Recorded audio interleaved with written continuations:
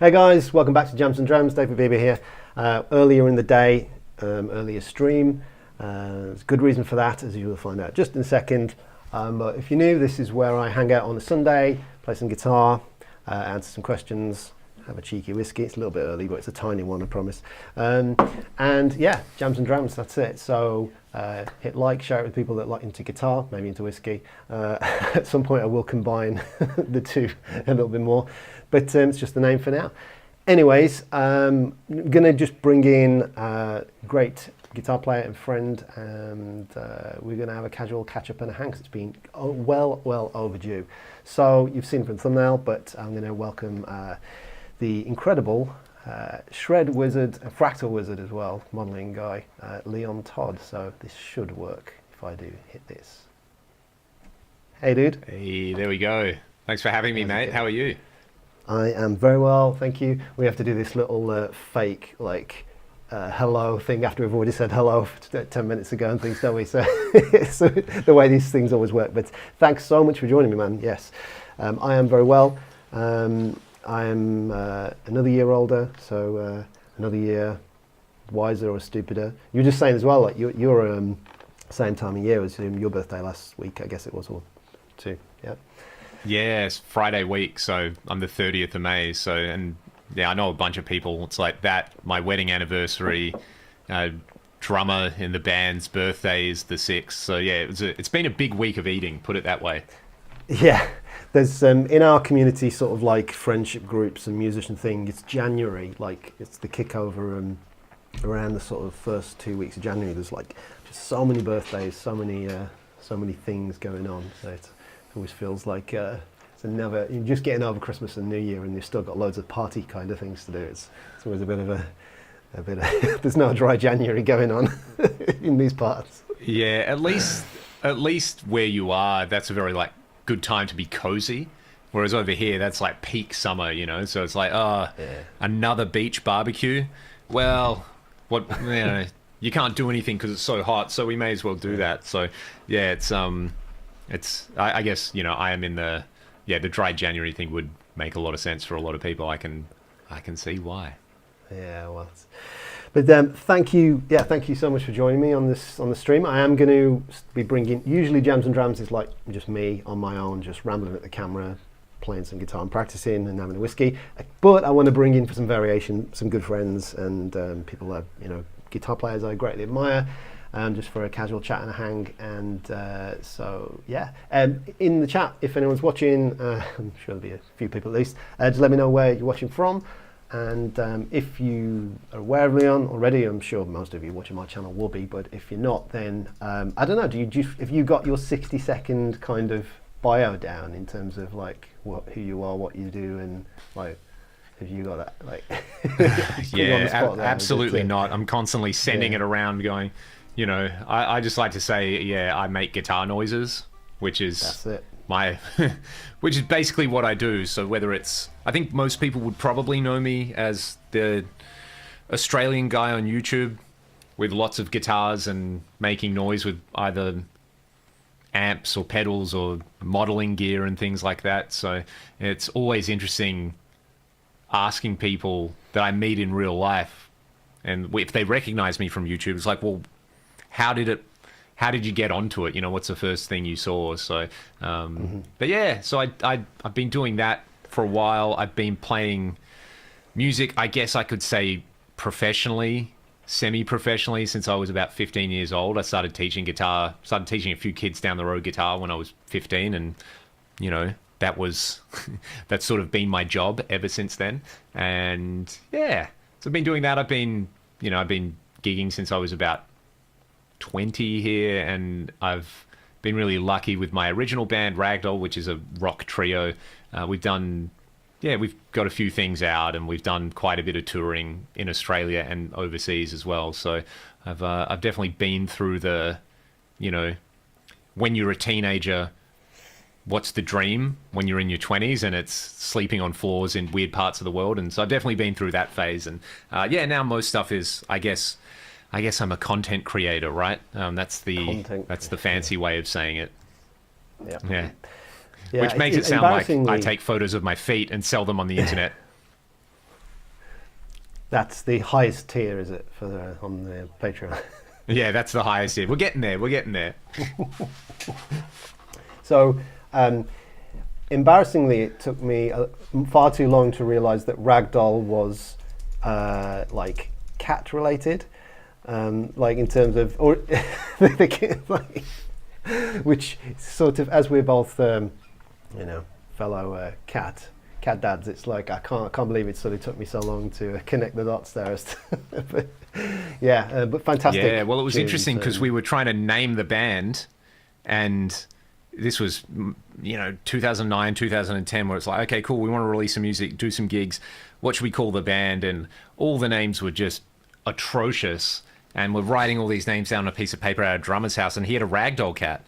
The cat's like doing the thing, walking on everything, putting its butt in everyone's face. And yeah, I just remember, the sort of penny dropped, and he was like, what about Ragdoll? And, it's one of those things where it's like, I think that's the first name we've heard that we don't hate. Let's do it. Great. So it was one of those, and of course, as soon as we started like going to places like the States, everyone's like, oh, the Aerosmith song, right? It's like, yeah, no, it's the cat, So yeah, definitely nice having that connection in there. Yeah, nice one. So yeah, so you've got Ragdoll the band, and you've also co-hosted the Gear podcast, which I'm a big fan of. That's on your channel, isn't it? On your YouTube channel. Yes, we tried doing the thing where it's like it's on all the other podcast platforms, but I normally post the video episodes up on the channel. So yeah, we do need to, hopefully next week or the week after, we'll get back up on that. It's just really, it's basically an excuse for me and Troy to have a catch up once a week and talk about stuff. And he's does some we've got so many things in common, but the gigs he ends up doing, because he can also sing and play bass and do live sound and is a recording engineer, is just, amazing. So his week is always so varied, whereas he's like, what have you been up to this week? And I'm like, right, I tried another transparent overdrive pedal. There was like another Axe Fx update that I did a video about, and I did a lesson about Paul Gilbert licks. So that's always the nice thing. I'm always just like, man, what did you get up to on the weekend? And there's always some sort of funny things like that. And we've been lucky to have some really cool guests on as well. So that's I think some people do the podcast thing as it's easy content, but for us, it's more like, well, if we were 15, what did we wish we had access to? Yeah. Because it's definitely not easy. Yeah, and I think the more people, I know you're sort of navigating it with, another person, but like when we try and do it with the guitar out, there's like 4 people to synchronize, and it's just so difficult. But 4 was amazing. 2's hard enough, bro. I don't know how you guys do it with 4. Well, we don't. That's it. Just it, isn't it? Because it's on hiatus again. So sadly. Yeah. But it's never fully dead. We like to say that we will. We'll resurrect it again. I'm certain. But and so we'll get into all the gear stuff and the fractal thing in just a moment, and some playing things. I want to kind of open up a bit of a discussion dialogue with Leon about some playing related things. But before I do that, I just want to check in and say we've got a few people then coming in from your side of things here. So hey, awesome. Hopefully this works. So Earl, I saw Earl in your stream yesterday. He says, "Hey Dave, don't forget to ask Leon about your secret power, Vegemite." Now, okay, let's have a bit of a UK Oz thing here. So Vegemite is, I know what Vegemite is because there's an Australian player called Greg Stott that sent me some through the mail with a pedal he sent to me, and I tried it. But like, do you get Marmite? It's Marmite. There? So, but it's I'm pretty sure we do. So there used to be the expats, the British kids at school, because the expats, exactly. So I live in Perth, and I mean, Perth's kind of like the first point of entry if you're coming in from Europe, I guess. So there's, and especially the part of Perth that I live in, I think there's more people born in the UK who live here than people who are born in Australia. So if you go for a walk around 6 p.m, you can smell the bacon sizzling, you can smell the beans happening. It's Little England up here, basically. So a lot of kids were into the Marmite. And then there was another thing as a kid called Promite. And one of my friends really, his family was a Promite family, and you had Marmite families.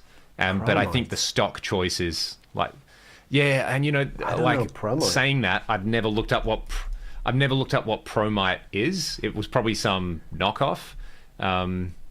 Oh yeah, there's even a Wikipedia page about it. So there you go. It was okay. So it was a Master Foods version of Vegemite, because Vegemite is, I think it's Kraft, right? So they're probably denying hundreds of millions of people water in some conflict zone so that we can have this Marmite paste. But it is the preeminent savory spread. So yeah, I guess it's Marmite, but if you've grown up with Marmite, it'll taste weird. Whenever I have, I feel like Marmite's maybe a little bit sweeter. I can't remember because there was only one the guy sent, so I've not. I'm sure, but you'll be able to get it from some import thing here. But Vegemite. I wasn't expecting that direction of chat to. Jason Wade. Said, morning, evening, afternoon, legends. Indeed, it's everywhere because I know Jason's over in the US. So just sitting here doing a pickup change on John on Cordy's Seth Backus shoreline, putting some K-line blackguards in it. Nice. Okay, very nice. I did. We both had great birthdays by the sounds of it, Jason. Thanks very much. And Jason also says, Leon was my reason for buying a Fractal anything. Kind of, well, I don't think Leon was the reason for me buying Fractal, but will definitely come to how much I owe him for that, for the information. Start with the FM3, move to FM9, and now the Axe Fx3 is pretty much the end-all, be-all here on the tubes for it. I will second that, absolutely. This is an interesting one. That's the pipeline, isn't it? Yeah. Jonathan, David, can I get a 30-second bio on you here from Leon?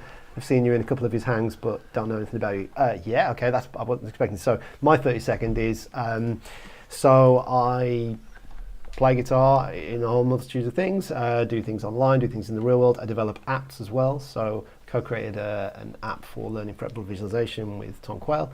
I would say in terms of style, I am I kind of straddle the fence between shreddy kind of stuff and wannabe jazz player. So I can play jazz, but not very well. I can shred, but not very well. Can't do anything very well. so too humble, mate.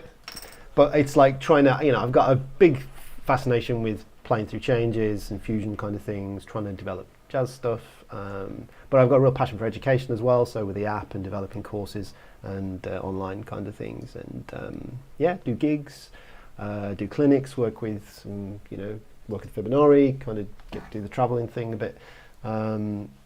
This year, trying to grow a bit more my YouTube channel because I've never really taken it very seriously, but I'm starting to now. So that's the kind of goals. So, but thanks for joining. Thanks, Jonathan. Thanks for watching, and much appreciated.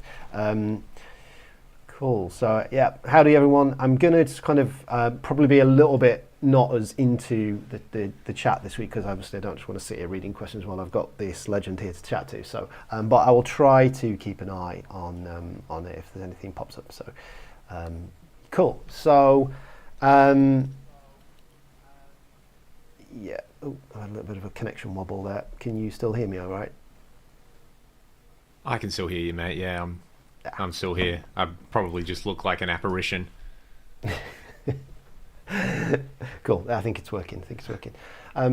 So, I mean, there's a couple of things. I've got some notes on here.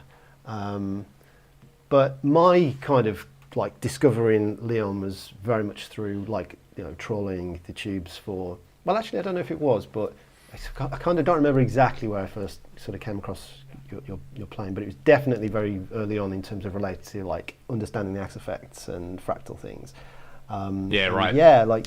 The I always think of when I think about people disseminating quality and quantity of information. Obviously, I always think of John Cordy for Helix stuff, and Leon Todd for the fractal stuff. And you've got, I mean, let's face it, no one can be as prolific as Cordy, but you still have a lot of content when it comes to like, you know, the amount of information and like resources that you've put together on your YouTube channel is just phenomenal for anyone delving their toe into the, I don't think people can see it, but you know, the fractal stuff. And it's, yeah, just first of all, just a huge, you know, thanks for everything that you've done, and the amount of times, I think I've told you this before, the amount of times you've kind of got me out of jail, like on a gig where I've like, even on a gig, I've like, on my phone, just like YouTubed like, like how to do something like on the unit. And I'm not dumb, you know, I'm not completely stupid, but I think the Fractal UI is like, you know, when you're first getting into it, can be a little more, doing it from the device, a little bit more intimidating. So yeah, the amount of times that you've kind of got me out of a pickle has been, you know, I definitely owe you. It's so curious to me where when I started doing those videos, and I'm sure you'll remember if you came across the really early ones, I basically started doing them because I discovered how to do a screen capture on my Mac. And then I was figuring out how to do stuff myself, and I'd be, you know, wanting to dial in a certain amp or set up a certain effect or cop a certain sound. I'd sit around for a while and I'd be like, oh, you know what I should do? I should make myself a little 30-second, 1-minute video so I remember how to do this. And there's a friend of mine from Perth, I think he lives over east now, more like a friend of a friend, but very prolific songwriter. And, you know, he does a lot of, I think he was working for Sony for a while as like an in-house, you know, kind of stock writer where all the artists they were signing up, he was, you know, sort of churning out pop stuff and doing production. And through a mutual friend, he had this idea, this is like in 2015 or something, which was like, just like 1-minute videos on how to do stuff, just in general, which has become, in 2025, that's TikTok and Instagram Reels, right? It's just like, if you want to figure out how to do something really quickly, it's like highly focused. So I think he was really ahead of the curve. And I remember thinking, oh, that'd be so good for guitar, you know, because there's certain questions that always pop up, like, what key is Sweet Home Alabama? And you're arguing with, like, you know, a keyboard player or something about it. But the first chord's D, man. No, but it's not. You know, things like that. And I just remember thinking, oh, I should do these videos for myself so I can remember. I started uploading them, but I had no idea of, you know, normalization of audio or anything. So you get this, like, and you turn the treble, and then, like, the loudest sound in the universe. So I think a lot of people started leaving comments like, hey, this is good information, but bro, just, like, please level stuff out. And then my wife's a really talented photographer, so she's got a nice DSLR, and she was like, you could use this to film yourself, right? And I was like, yeah, but you'll have to set it up for me because I don't want to get into that. I was very hesitant. And a friend of mine, local guy here who makes pedals, was like, hey man, do you want to catch up and like grab some dinner or something? I was like, yeah, no worries. We caught up. He's like, right, this is what you need to do. You need to do YouTube, and you know, you've got like the right skill set for it. And I've been watching some of your videos and they're good. And it was just kind of like this word of encouragement of like, just don't stop. And this was probably in like 2017. So he was like, you know, the way the platform is moving is more towards, you know, people will want to know stuff about you. And I remember him saying you should do a Q&A video every week. So that was my way of like branching it out and, you know, building the channel, so to speak. But still, so many people, like I remember being out for dinner one night in Chinatown here in Perth, and just walking across the road, and I heard this guy go, Leon, and I turned around. He's like, oh man, you don't know me, but like, man, thanks so much for like your fractal tutorials, hey. And he's like got a baby that he's holding, and he's there with his wife, and we're like in the middle of the road. I was like, oh, thanks, mate. He's like, yeah, I just happen to be here. Like, you know, I'm from over east. And I was like, that's pretty cool. He's like, hey, so what amp model do you reckon I should use for this thing? So we like got into the full nerd talk. So, yeah, it's, you know, it was nice. I think right place, right time for that kind of thing. And, you know, it's funny how you just, like, I became aware of Cordy because I was looking into like getting a stomp or something. And it's like, yeah, you look up. I was like, this guy did what I did, just with like a different platform, and then but he just did so much more of it. So yeah, it's And like I massively appreciated that because I could just watch watch so much content with great playing in it as well. Like I don't mind watching stuff that's purely like technical stuff, but when you can actually just watch it and be like, whoa, that's some, hang on, like what was that line? Oh, that's pretty interesting. Which I've done. So many things I do now I've stolen from various gear demos that my favorite channels do. Not necessarily the lessons they do, but just the like off the cuff stuff. Man, it's been so. I think it's just such a valuable resource all around for so many different things as well, because there's so many little offshoots that you can sort of take from things in terms of production or licks or kind of, you know, there's so many just even camera stuff or whatever. There's just, you know, it becomes like a sort of melting pot of different. Sorry, I've got so much like cat hair flying around the. So I'm just kind of like pulling it out of the air. Sorry. Yeah, she's obviously had a big clean behind me here, and it's all just kicking up. Oh yeah. Yeah. So like, what the Fractal, you know, I think for me, it's, I'm kind of at the moment kind of dipping my toes into, you know, like I try to keep I've never done Kemper, but pretty much all of the other big ones I've kind of got an awareness of and try to keep current in terms of understanding and stuff. But I think if you had to like dump me on a desert island and I can have one thing, it would be the FM3, I think. What about yourself in terms of if you had like that kind of a desert island thing? Is there anything in terms of sounds that you would? Yeah, I mean, I've done so many gigs with the FM3. I obviously have a relationship with the company as a tester now, which is really cool. So I just basically am constantly aware of how to break things. And yeah, I think I had the first one in Australia as like as a beta unit, you know, so I could do the launch video for it, which was cool. But I distinctly remember getting it. This would have been February 2020. So we had an Australian tour that I'd booked for us where there was kind of like this melodic rock festival in Melbourne. We went and played that, and we were like, well, if we're going to, you know, it's expensive to fly across country in Australia. So it's like, we're going to do that. Let's do a bunch of shows around it. So we did a couple of shows in Melbourne and I think a show in Sydney.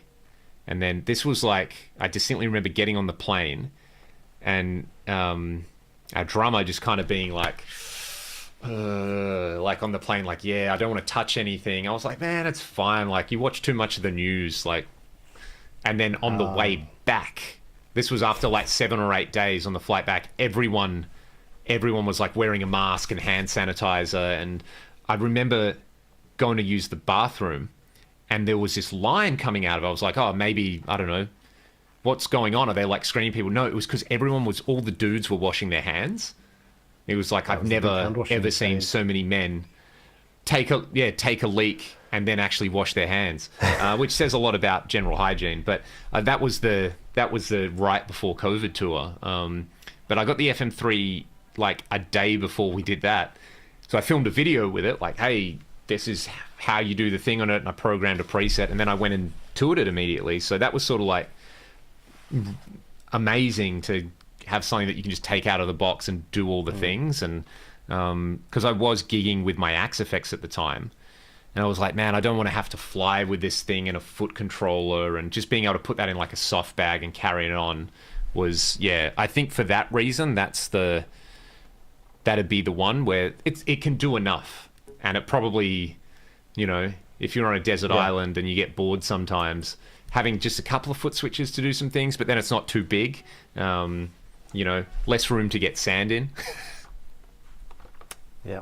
I think the way in which it's been developed, as it's just, you know, recently as well, the firmware 10, is that it's constantly upbeat and improving, which I think I phrase this in two, I say the same thing with two ways, like nobody updates like Fractal, but also nobody updates like Fractal, and it's like, it's a bit of a double-edged sword in some ways, because like they kind of, we were talking about this, or you were talking about this when I was chatting in your stream yesterday, how they kind of like just ignited this idea that we'll sell you a really, really expensive device that we're going to then just update for free for years and years. And that kind of ignited this idea of like the concept of like, okay, well, I deserve like, free updates for a thing for forever, which is kind of amazing in the way it kind of molded the sort of expectations of the sort of guitar consumer. But really as well, like everything they put into it is so enormous, and the changes that they can make is that like, and there's so many updates that I do find myself having to do a bit of a check, a bit of a once over, a bit of a test every time, like, things get big changes, because it's not quite, you can have quite a difference sometimes in certain sounds and how things respond. Yeah. And it's largely for the better. Yeah, it big largely time. is for the better. But it does require that kind of once over of your main kind of presets, I think, when things... Absolutely, yeah. The number of people who'll message me where they're like, oh, I did the update right before I went out to a gig and now something doesn't sound the same. It's sort of like, you probably shouldn't do that. And, for me, I guess it's been interesting the last year, 18 months. I've been playing a lot with this touring cabaret show, which is, my background is not theatre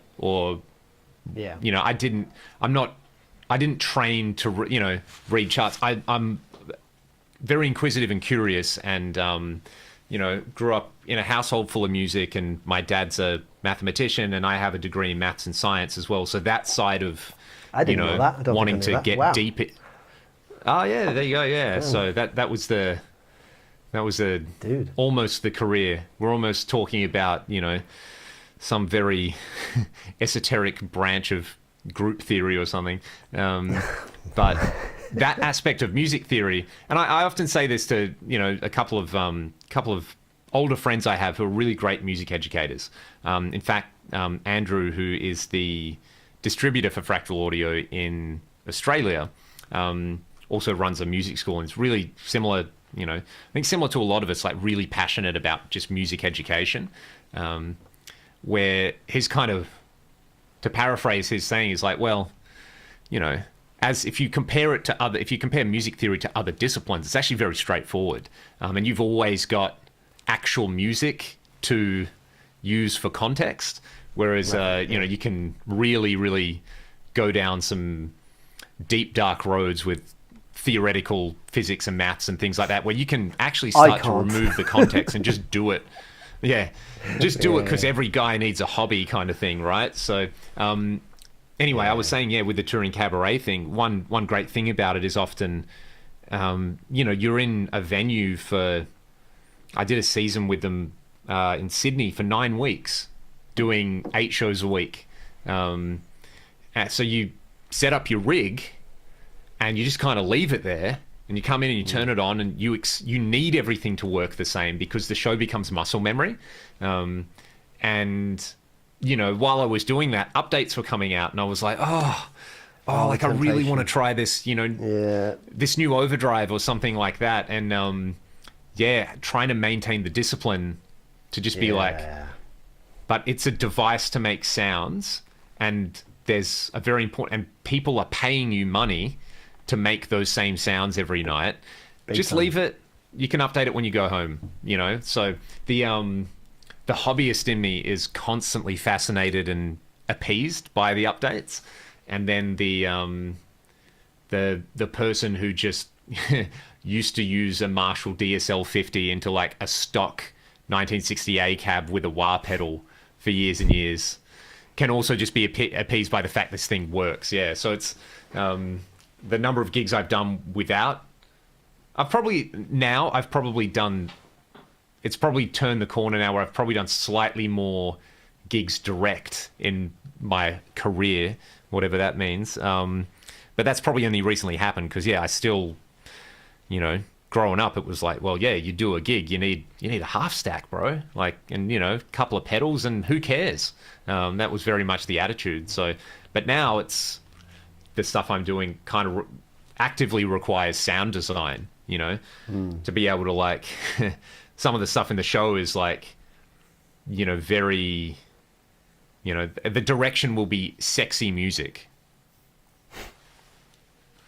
So what does that sound like? I don't know, but it probably involves a wah-wah pedal. So you sort of be rehearsing and workshopping stuff. It's like this. Is this the right tempo? No? Okay. And probably about like 40% of the gig is, straight up hard rock, like JCM 800 Les Paul sort of tone. 40% of it is that like tremolo and spring reverb thing, which is I'm really into now because of it. I just never had a gig where I needed to use those sounds. And then 10% of it is like, the pitched reverbs and the volume swells and that kind of stuff from the Fractal, which really hearing that in stereo on like in a really nice theater or tent or something like that that's when you're like, oh my God, yeah, this would be so difficult to do with a traditional rig, right? Whereas I can just press a button and magic happens. Yeah, absolutely. It's the pitched reverbs now are available on the FM3, which for some time that was one of my things. I was like, I'm really waiting for that because it's been quite a time, but it's cooler there now. A quick question from absolutely, Kevin and Bolton. it's often a thing where Oh, sorry. There's a little bit of a lag there. Sorry, so just cutting you off. But it's just someone asking about what who makes those coloured inserts for the Fractal switches. Yes. So it's literally a guy in the States called The Home Musician. So if you go, I think it's thehomemusician.com. He 3D prints them, so they've been awesome. I kind of forget that I have them on all my units because that's like the first thing I do is pop those on, and I don't play barefoot a lot, but I'm often in the studio just wearing socks, so it's more comfortable to hit a soft button than, a hard foot switch. And this has made me chuckle. So Jason, how's it going, Jason? Good to see you, man. So Leon is basically the Australian equivalent to Dr. Brian May. I'm like the Aldi Brian May, yeah. Aldi. Take it, man, take it. That's that's as close as I think I'll get to Brian. But yeah, it is funny. I remember reading a Queen bio and just being like, as in my teens as well, and it was really inspiring because obviously like Brian made his Red Special with his dad. My dad's a fervent tinkerer and just loves knowing how stuff works. So, I grew up in a house where it's like someone who can build a guitar is in the house. So when I really got into it, I was like, oh, hey, this old neck and this cool looking old body that you don't use, can I just do stuff with these? And he'd sort of be like, yeah, like go nuts. If there's stuff that you don't know how to do, I'll do it for you. So yeah, I sometimes think that was an amazing experience to have as a kid, but then like teaching myself how to solder has been the hardest thing to unlearn because I look at guitars that I wire up and I'm just like, this is awful. But also I kind of learned how to do it when I was 14 when he was just like, yeah, here's an iron, just press it on the thing. So that's gotten me into trouble a few times. That's it. Look, I'll take it. I'm thinking of starting like a bit of a series on my YouTube channel of like me just like learning how to do things like in public because I've never done anything like that at all. So I think that could be quite like funny and embarrassing, but like I've never changed my own pickups. I've never wired a guitar or anything. Yeah, like right. That. So maybe that's I always feel like when I have time to do it well, I stuff it up, and when it's like, oh my God, my guitar's not working and I'm at a gig and I need to fix it, then I'll do that and then it'll work for 10 years. Like it's a weird paradox. Amazing. Steve Cassidy, hello, my friend. Hope you're doing well. Good to see you. Good to see you. And yeah, I think that's caught up with the. Oh, Tom, just saw Quail in the chat. Like, throwing in a. Just going back to the Marmite Vegemite thing, and one of my other things. I don't know if you have these, but OXO cubes. Do you know what OXO cubes are? Oh yeah. Yep. Like, absolutely. So I would, as a kid, I would like And eat, do you guys eat have those. do you guys have Bonox? Bonox? No, I don't know that one. I don't. I think that's if I'm correct, yeah, we definitely get the OXO, stock cubes. So Bonox, and I think as well, like I just remember one day being like, why am I eating savory yeast paste on toast with butter? This is strange, but it was like World War One ration kind of thing, right? Like trying to have stuff that has some, we live in such a like nutrient rich world now, almost, it's caused a lot of other issues to it, but yeah, trying to like get that nutrition into people. So Bonox is Australian beef extract, but it's a paste. And I doubt anyone does it that much anymore, but it would be like, you just have a bit of like a teaspoon of Bonox in some hot water. Basically, it's like a stock, right? And then you just drink that. Well, that's kind of what I would do with OXO. Is like probably really trendy now. Yeah. Yeah. Just OXO drinks, but I also started eating the cubes when I was about 9, and I got hospitalised through eating too many. Oh my God! my kidney. They're eating too many. That's OXO unreal. Cubes. Wow. I'd steal them. I remember a friend when we were about.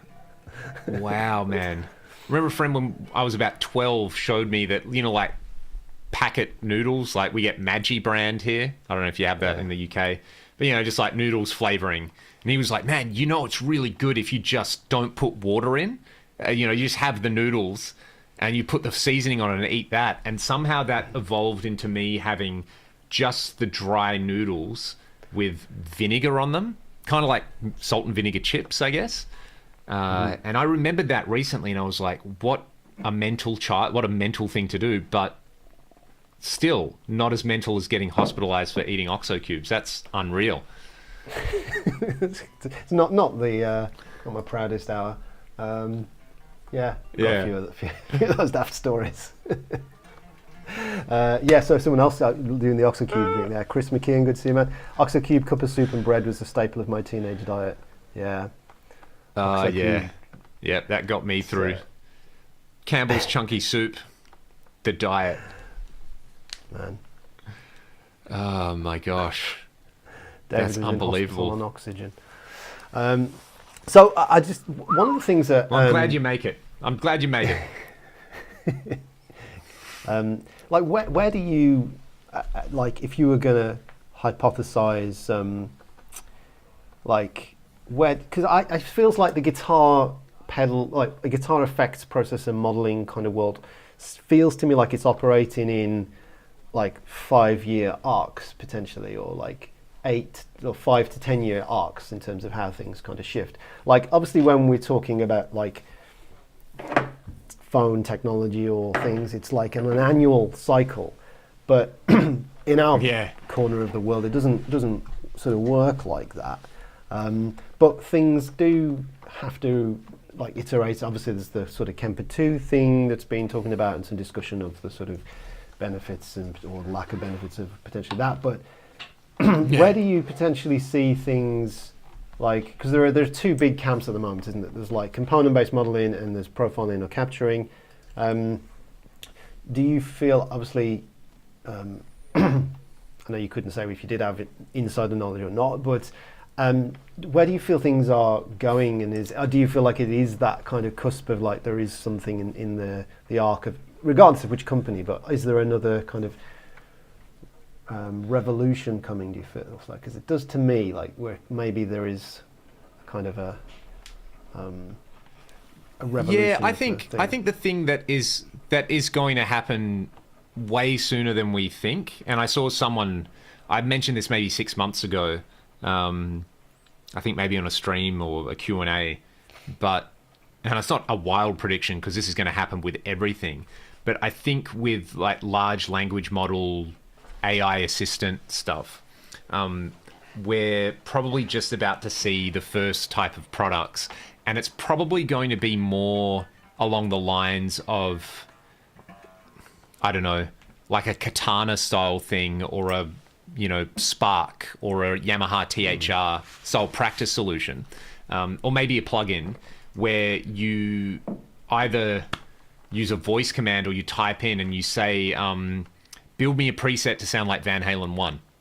And the machine will spit out a starting point for that. I think that's going to be the next thing that changes the workflow. Because, it's like a really good example. I was talking about this on the stream yesterday. You obviously had the Line 6 pod. The kidney bean was a pretty revolutionary device because it became a things are revolutionary until they're everyday, and they became an everyday staple in a studio, right?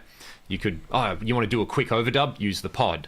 You're with a singer-songwriter and you're all about to go out to dinner, and it's like, wouldn't it be cool if there was a ride-out guitar solo? Quick, get the pod in, do a take. That really changed the workflow stuff. I think the next thing that came along was the first Axe Fx, the Standard and the Ultra, because they sounded incredible. They were I call it like a singularity between like you could do the pod style workflow thing, but then you'd be like, how good is this? Capturing, I think probably the next thing was like, sorry, I'm dropping things all over the place. Probably the Helix, just having and less so for the fact that it had all this cool UI stuff and usability stuff, which is really great, but more so for the fact where it was like, okay,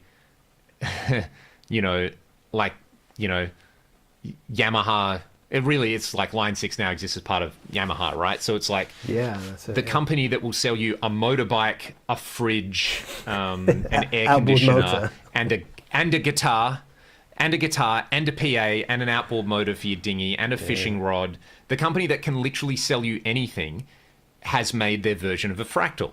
Like, that's the next thing where it's like, you can go into a music store anywhere in the developed world, and probably a lot of places in, developing countries, and buy Helix. So it's the thing that, it's the Coca-Cola of guitar processors, right? It's everywhere. And that's great. And then at the same time, you had the Kemper thing, the capturing thing, which took a while, I think, to really percolate through.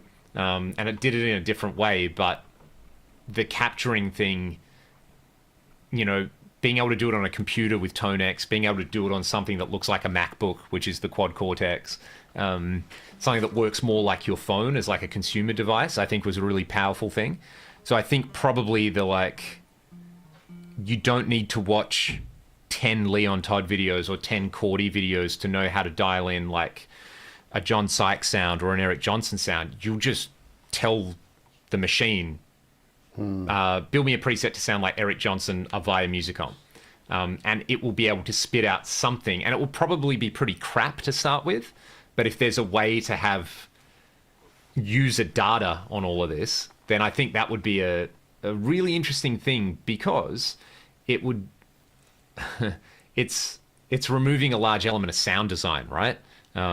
Which isn't, when you, I guess, think of like the synth world, because I think for me, thinking about the synth world and synth plugins helps me understand that like the everyday guitar modeling user, because not everybody is like a super nerd expert about it, where it's like, if I'm recording something and I go, it'd be cool to just have something happening under the guitar solo, I'll like just turn on like, I don't know, Arturia Pigments, and I'll literally play a note and just surf through presets until I hear it going, doing some kind of cool thing that I can bury in the mix and pan around. That's such an amazing utility. Or a riser or a bass drop. Like, those plugins just have that stuff ready to go. And like, I get that someone had to make those sounds and make them available, but having that without the human input will be interesting. Interesting is the word, yeah. It's so I think that, and it's everyone you talk to is just like, it's the unforeseen consequences, and it's like, are we going to get Skynet, or are we just going to get like another round of it's just going to be the Digitech 2101 again, where you turn a preset on and it's called Joe Satriani, but it's got 17 flanges on, and it's sort of like, oh wow, this is the best thing I've ever played, and then 5 minutes later you're like, maybe my Marshall is cooler. It's I don't know, man. There is something about the process of like learning about the process, and that I do. I think a lot of people still enjoy. But if you don't, but if it's not, which it's not necessary, then and you get quicker results faster. And I think one of the things I've experienced with the capturing thing has been the benefit of just turning on and playing in some ways. Like now, I'm pretty good with the Fractal stuff now in terms of designing sounds, and I can. But there is like I have to enforce a discipline to turn it on and not tweak, and have that mind set. With the quad cortex or the capturing thing, where I've captured my real amps, like, and I know those sounds, and it's like I can just turn it on, and you can't tweak and edit it, so it sort of removes some of that need for me to be disciplined with myself, and I can just kind of play it and enjoy the sounds. So there's a couple of interesting points there in how we interact with this stuff, and how quickly we get to making sort of music or practicing potentially, as opposed to unless tweaking is if the goal, that is your goal, because exactly that's the thing where it's like, you know, I feel like as a especially as a man of certain, you know, I was born, we were talking before, like, I'm 37 now. I'm in the peak phase of like, I've had these hobbies since I was about 20, and most of my friends were just like partying and trying to get laid. And now they've got kids, and they're like, whoa, I need a hobby, you know? So like, do I buy a guitar? Do I really get into barbecuing meat? Do I get into like, you know, craft beer or whiskey? Do I join a Brazilian jiu-jitsu gym? You know, it's like, and there's probably, I don't know, or do I really get into like lawn? Like, they're like the 5 acceptable hobbies for a man born after 1980 to have, or born before 1995 to have. So I was lucky where it's like already had guitar. So, you know, playing guitar professionally is great. And like the way I approach, like I did this gig during the week, pre-game thing for the Socceroos, where the sound design aspect of it was like the easiest thing ever, because I was like, it's going to be cold. I'm going to be in the middle of a pitch, and I'm going to have like in-ears. I just need sustain. If I can just have sustain, that just means I need a really good high gain amp and some delay and reverb. It doesn't matter that it's not going to sound like an AC/DC recording. I fundamentally just need to be able to go like, and like point at the crowd and make a bunch of like stupid faces. So that aspect of it, when there's like, when you know the end goal is like, that's your job to be entertaining, then the guitar sound takes care of itself, and it's amazing having all this gear that makes that easy. But then like today I was spending some time, one big thing that I like about the Fractal as a hobbyist and an enthusiast, and like someone who enjoys the history of guitar and music and guitar sounds, is the ability to like almost get this like virtual library of cool stuff. So I've got an Eventide Eclipse here, which is an awesome, it was like the Axe Fx before the Axe Fx, right? There's just a couple of presets on it that I really like. Like literally there's a preset on there called Mondo Chorus. And there's an Australian band called Mondo Rock who have this song called Come Said the Boy, which is like a classic here. I don't know if it was successful overseas at all, but it's just like one of the great clean chorus guitar sounds. Like you hear it, it literally sounds like someone's just plugged into a Boss DC2 into the desk. It's like, it's just got this vibe about it, and the song has this vibe about it. It's like 1980 Australia. And yeah, this patch Mondo Chorus, I was like, oh my God, whoever's like created this patch has like nailed that sound. So it's like diving into the deep parameters on the Eclipse, looking at what it is and being like, cool, what's the equivalent algorithm on the Axe? And it's just like it's pitch detune that they've used, but they're modulating the amount of detune. And I was like, okay, cool, I can get into the Axe, I can program that. Now I have a block in there that I called Mondo Chorus, and there's the sound. So it's like that. The interesting thing, because we were talking about capturing, like amp capturing is amazing for those reasons you said there, where you're like, cool, there's that sound, you know, whether it's, you know, Cliffs of Dover or whether it's Back in Black or something like that. The thing that I like about the Fractal effects is you can also kind of do the capture thing where you're like, oh, cool, I've got all those parameters, I can get in there. There's that block, and then I might be tracking something or doing a tutorial on something or a lesson where I need that sound, so I can just recall it. So yeah, that aspect of like being a hobbyist and enthusiast, that it sort of crosses the line as well into like, I guess there's a sound design element of it, but then going to do a gig or going to do a session is just, it's just a different brain space. So I guess another analogy might be like if you were a chef. Heaps of chefs I know, I mean, they're like worse than musicians, right? Like they don't sleep, they're constantly on gear. They work way too many hours, way too long, and they kind of end up hating food and hating restaurants, right? I never want to get to that space where it's like, ugh, this is a chore. It's like you should be doing it for those right reasons. So yeah. Anyway, that's a very long tangent about just basically, you got to have a hobby. Yeah, well, that's just going to do a couple of questions while people are on this subject, and then I'll swing a left turn then. So, Great. Jason it was Earl was asking what DAWs do we both use, and if you use Logic, have you used the AI composition stuff? I do use Logic. I haven't dabbled with AI composition features. I've done some of the stem splitting things, and I use the player stuff. I don't know, depends what you mean by AI composition. So I use the players, like the drummer and the bass player, the virtual session players, to great effect. They save a lot of time, they're very creative and cool. Certainly can give you good starting points as well, and some inspiration potentially for making very quick backing tracks. I do that. But what about yourself? What DAW do you use, Leo? So I was using Pro Tools forever, so I've got those like key commands hardwired in his muscle memory. And I want to say 2 or 3 years ago, I went down the just sick of paying the recurring subscription thing. So I now use Luna because I've got an Apollo interface. They came out with that, and I've tried it, and I was like, they've just basically made Pro Tools Lite, but with integration with consoles. So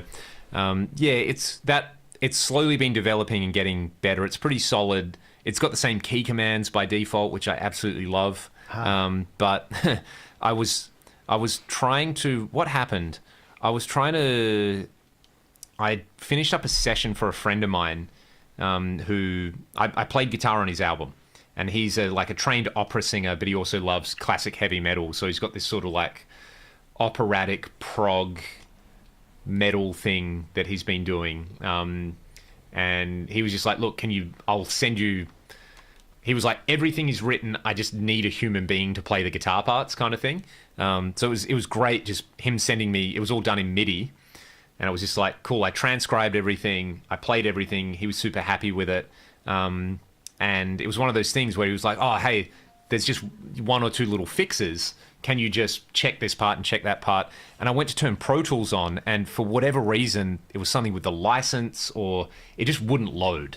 It was like, I don't know what thing had happened with the operating system, and it was like urgent. So I downloaded Logic and just used the trial version to like punch these parts in. But then trying to export, it was like faulty towers. I'm trying to figure out how to just export just the audio, thinking I'm doing it right, and having him being like, man, why is there a click track on this? Or like, man, why are both takes on the one thing? And I was actually a little bit embarrassed by that. So I did also try to learn Logic and try use it for a while as well, which is, I mean, if you're a Mac user, right, you buy the license once, you have it for life. It also just works. It's a pretty incredible program. So anyway, I'm on Luna at the moment. It's totally adequate. I've never used it, Luna, but I've heard from different people that it can be. There's some really interesting aspects of it. But I had my muscle memory was like nearly 20 years of. Was it 20 years? No, it couldn't be that long.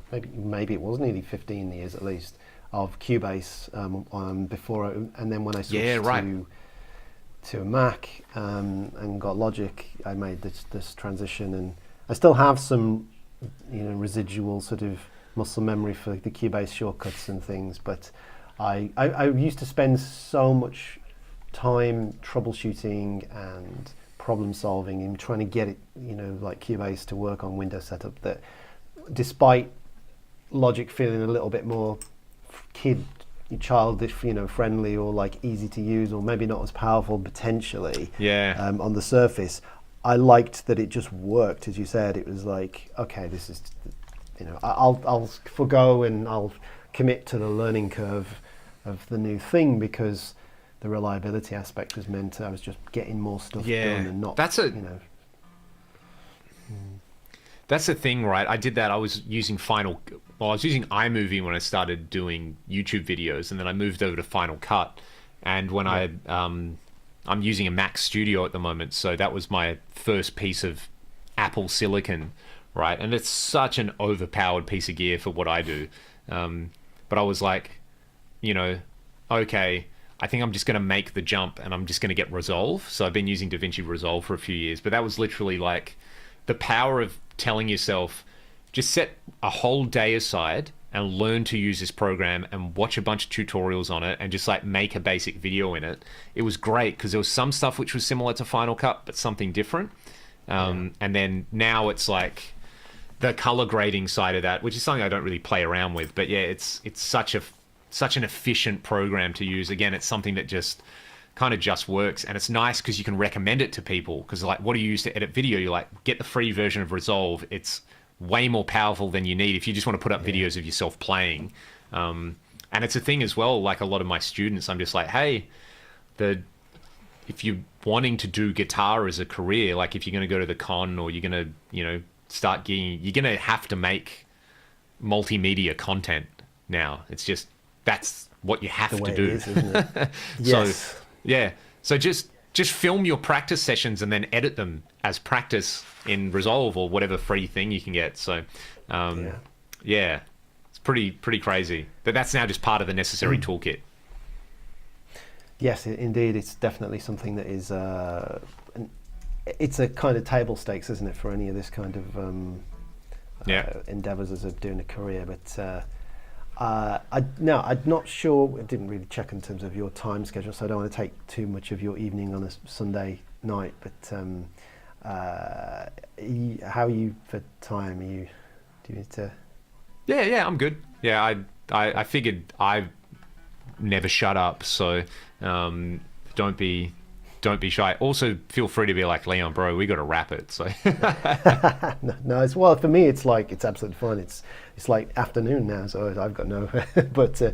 I want to be considerate that it's it's later for you. But one thing that I wanted to maybe shift gears on and talk about some playing stuff that might be interesting, and this is something I want to kind of kick off a little bit of a series of, like, when I am chatting to great players and just delve into some of this of my own story as well, is just kind of looking to peer behind the curtain of like some of the the process of how we kind of learnt and how we kind of played, and ask some of these questions and try and I've got this idea of having a positive conversation is about looking into like how long did it take us to get to where we are, if that is good, or what do we consider to be good, and what was some of the process involved, because I think there's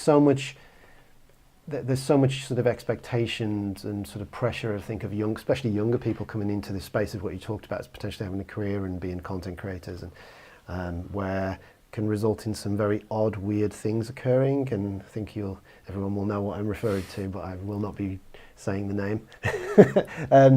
And just trying to have, like, maybe just forging some kind of positive conversations around, like, what was the experience like for some, great players that I kind of respect and admire, and in terms of, like, how long, what was the reality, what's the coalface of it like for you, in terms of, like, was there a moment? I did write some stuff down here for, like, to kind of forge these kind of thoughts, but, like, it's so interesting, man. Something I've been thinking about recently is, because I see this. So for me, my dad plays guitar, still plays guitar. He's nearly 70. if there's a guitar around, he picks it up and he's singing and playing. And he used to gig, and I literally could not imagine. I haven't ever experienced a world without guitar. That saying of like, it's in your blood. So that's definitely one aspect of it where, for me, I am definitely like a second generation muso. And I came into it with all the advantages that a second generation person normally gets, where there's good gear around, there's good guitar music around, right? There's like music in the house. I had like a very nutrient rich environment in which to grow up. And I also had something to, it can be so hard as a musician to find your voice. So sometimes you just need to know what your voice isn't. So being able to go like, okay, cool, I definitely don't want to be that sort of person. I definitely don't like that style of music. It's sometimes an easier thing to find than knowing what you actually do like, because there is so much good stuff around. So it was interesting. I know for me, I think and it's funny, right? Because the narrative you build in your head I started playing guitar when I was 14, and I did it because of this, and this. I think it was interesting finding an old home movie where I'm 3 years old, and nothing has changed. I think once you can talk as a human being, I think like there's probably a lot of your personality is like crystallizes in that. Once we have language, it's a really interesting thing. And then language being related to music and singing, that's a whole other, without getting too deep into the psychology of it. And it's me walking around with this tiny little SG my dad's made, like saying like, all right, cool, you're the drummer, you're the bass player, to my cousins, like stomping around, just bossing everyone around, like I still do. And then like going, right, there's got to be like a guitar solo, wah wah, and like making wah wah noises, and just like being a little ham in front of the camera. And I showed this to my wife, and she was like, nothing has changed. Like, you still got a mullet, you still like always want to be the center of attention. It's like, yeah, okay, you got me. This is sort of evidence of that. So I at least knew what a guitar was and the sounds it should make at a really young age, right? And then on and off as a kid, I think my dad would try to encourage me to play music, and he was really great about it, where it was never like, you need to be a musician and fulfill the dreams that I never got to live. It was more just like every now and then like, oh, hey, you should try this. I distinctly remember him going, oh, you got to try this, man. It's called finger tapping. And being like, it blew my mind, because I thought my dad invented tapping. Like, he's a smart guy. He probably just came up with this thing to be different. Do you remember how old you were? Later hearing like, man, that was probably when I was like 7 or 8. So I do remember then trying it. So I could probably, and then also I feel like when I was maybe 10 or 11 in music class, it was, here's a full circle moment. I got a message from someone I went to primary school with. The music teacher who was the music teacher when I was like 5 years old is still the music teacher at that same primary school. Wow. And so we're talking like at least a 30-year career at this one school. And, he was just a guy who loved music, really like would always go on these rants and tangents about, like by the time we were like 10, we knew that you could set this guy off course by just like being like, oh, hey sir, do you think Brian May is a good guitar player? And he'd be like, Brian May, Queen, Freddie Mercury, let's bring up a Queen song, like, now they were, like he'd just get into the history of it, and you'd be like, cool, 2 hours where we don't have to do any work. But I remember getting up, and it was one of those things where he said, hey, if anyone in the class, if you know how to play an instrument, we're going to have for the next, period, just anyone who could do anything on any instrument, you're welcome to get up and just do a little bit of it. And I remember going, oh, I think my dad had taught me a couple of like little surf songs. And I distinctly remember getting up and being like, oh, I think I remember this. Which is like an old surf tune called Pipeline, right?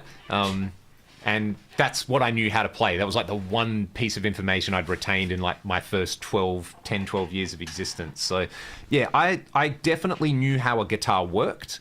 I knew what it sounded like. And I also think I just knew that it was like a cool thing to have. You know, everyone, my dad is very much like a larger than life character. It's like Steve Vai crossed with Iggy Pop would probably be the best way to explain it. That sounds like quite the like dude. you just have like anyone, like you. It's impossible not to have a great time with him if you're just hanging out with him, right? So the cool aspect of guitar, I think I was always aware of because, you know, he had long hair and guitar and, you know, would run around the house posing and stuff like that. And I think that was probably the most powerful aspect of it because when I was like, yeah, I can do that, but I don't want to. I want to be a cricketer. Want to be a football player. Want to be anything but a musician because that's Dad's thing. You know, you don't want to be like your dad until you do. You don't have a choice, guys. And yeah, when I was about 13 or 14, I got into skateboarding because of the Tony Hawk's Pro Skater games on PlayStation. Yeah. A friend of mine had that, and we were like, oh my God, this game's so fun. Let's get skateboards. Now, the other thing about that game is the soundtrack is awesome. It's all like thrash metal and like punk. First time I heard Rage Against the Machine, Tony Hawk's Pro Skater. They had a lot of, it was like the early 2000s, so there's a bunch of new metal stuff on it as well with like sick riffs. So the natural thing is like, got into skateboarding, and then one of my friends who I skated with, he goes, oh, you know that song on Tony Hawk? And he played it. And it was probably like Guerrilla Radio or something like. And I was like, oh, I kind of know some things like that, and played this like daggy old surf song or something. And I really, this was like the turning point in my life where my friend goes like, he's like, oh man. And it was a real like, you know, like he was just winding me up. He was like, yeah, I know more songs than you, but like you have more guitars at your house, like, because, you know, you like your dad plays, but like I know more songs because I know 2 songs and you know 1 sort of thing. And I just remember being like, I'll show you. And like I went home and was just like, right, I need to learn 2 more songs so that I know more songs than this guy. And then that was the mini arms race we had. He, I think, lost interest in guitar in about 5 days. And I ended up teaching him later on. He really got into, we ended up, I went to a different school. We kind of stopped hanging out, but we ended up going to university together. And, you know, I soldiered on and really, really gone down the guitar path at that point. So, yeah, when I got into playing, it was like the new metal thing was big. And I remember like, yeah, listening to like Linkin Park, like Hybrid Theory. That was when you're like 13, hearing a man scream about how angry and broken he is. You're like, whoa, this is me. Like, my life is hard, and you know, my life is hard, and I feel like this. If only I could express myself. And then I think that was one of the things that really got me into like heavier music. And then it was just sort of like, I remember playing a bit, and I think my dad probably noticed. He was like, oh, you into that guitar, are you? And sort of like every couple of days he'd be like, hey, listen to this CD, or listen to this CD. And it was, you know, guy had like a pretty good track record of like everything he showed me was amazing. Where it'd be like Deep Purple, and I'd be like, whoa, this is great. Like, this is, I always remember I think the aesthetics of it, of like older recordings, I was like, oh, but it doesn't sound as heavy and like cool as new stuff. It doesn't have rapping in it. But then when I started to understand the way those old records sounded, then that was the, you know, it was that, Gary Moore, Thin Lizzy, Stevie Ray Vaughan, Steve Vai. Once I started getting into the Guitar Hero music, so to speak. Train of, yeah. Yeah, it's very so similar, that was, like, yeah, this is a very long-winded way of saying that's what's good to me still. Yeah, sure, yeah. I think that sort of connections of the sort of lineage when you, I know I'm several years older than you, but it's roughly the similar kind of 80s kids, the babies that, growing up through the dearth of, there was quite a dearth in the sort of 90s and early 2000s of guitar music, so we missed. It was uncool to be good at guitar, man. Exactly, and it's such an interesting, like when we were kind of forming our kind of core skills in the kind of teenage years, it was very, very like uncool, and as you say, to actually be able to play the instrument or have any kind of aspirations to be like technically proficient. And it's so amazing the shift that's happened in the last sort of 15 to 20 years, where that has kind of, as YouTube came around and as kind of the early days of the internet, it was like it became this very much aspirational thing again, to be as good as you can be in whatever form you might, genre or stylistic you might take. But do you remember when the first Darkness album came out? 2003 maybe. Yeah. I think. So I remember being in year 11. I went to a new school, and one of my friends at this new school, who I'd sort of, it was interesting because, in Australia, well, it used to be the first 7 years you were primary school, then you did 5 more years of high school. So it was only the last 2 years, so year 11 and year 12. So it was sort of like a more young adult environment where you were given a lot of responsibility for your own learning and things like that, the school I went to. And my friend who went to the school so he could do the media course, and who I saw at the gig I did during the week, he had like a big camera on and was a camera operator. It was like, man, like we have not changed since we were 15. Like we're both doing the same thing. That's cool. I really distinctly remember, because I remember it was so uncool to want to, like, it was like a dirty secret that, Leon listens to all this old guitar music, he's got that weird dad that likes all that stuff, and that's what they do. That's their father-son time or whatever. But I really distinctly remember he goes, oh, hey, you'd like this. And he took his headphones off and like put them on me. And I still remember hearing that boom, boom, ka, boom, boom, boom, boom, ka, the start of Love Is Only a Feeling with the bow, da, da, da, da, da, da, da, da, da. I was like, whoa, this sounds like Thin Lizzy or Queen. And then he started singing and I was like, what is this? He goes, oh, it's this new band called The Darkness. They're really cool. And I was like, I need this album. And it had guitar solos on it. And like Justin Hawkins was in guitar magazines, like making fun of people who couldn't play. He's like, why would you want to suck at guitar when you can wear like a leotard? And, it was like it was like Steve Vai and David Lee Roth in the same person, And I remember showing my dad, I was like, look at this guitar magazine, they're talking about solos again. And he was like, I never thought I'd see the day where this stuff comes back. He was like, finally, like, it was around that kind like of the terror is over. Yeah, exactly. So that 2003-5 and then 6, there was like, I remember bands like started to become popular on the internet, like Dragon Force and like things that were, whether you like it or not, there was like guitar solos that were becoming more prevalent through, proliferated through kind of like the online space. And they were when talking YouTube about hit. Yeah.